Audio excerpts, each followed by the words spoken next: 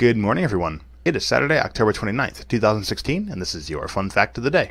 Okay, let's clarify familial relations. I mean what it means to have a cousin and what it means to have a numbered cousin, first, second, third, and to have a numbered cousin with so many removals, once removed, twice removed sort of thing. For instance, I have 4 cousins, and we're all in the same generation. All of our parents are siblings. This is what makes us cousins, is when my parent is a sibling of another parent who has a child. We go up, we go over, and we go down. That makes a cousin. This is a first cousin because it's the closest relation.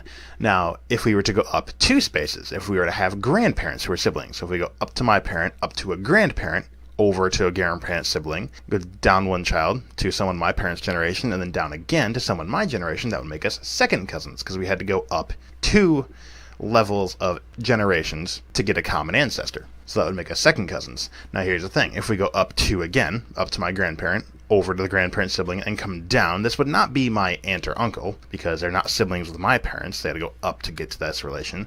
This would be my first cousin once removed, because we share a common ancestor, with the shortest distance being 1 generation up to this common ancestor, but there's a generational difference between us, which is the removal, is when there's a generational difference. For instance, I have a first cousin.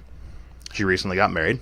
Congratulations to her. My daughter would then be her first cousin once removed, because my cousin and I are the same generation, first cousins, but my daughter is a generation under us, which would make it removed. So in tracing your genealogies, you got to go to the generation where there is siblings.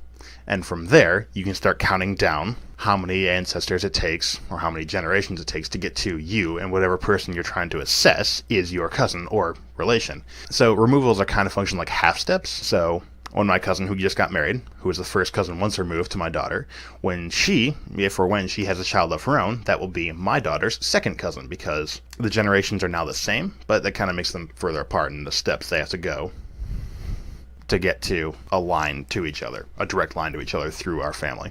So removals are kind of like half steps, where one person moves a generation off, or the other person is a generation different from whichever first person you're looking at.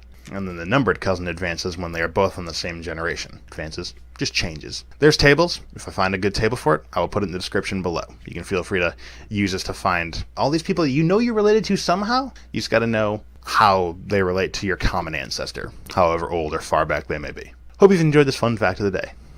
See you tomorrow.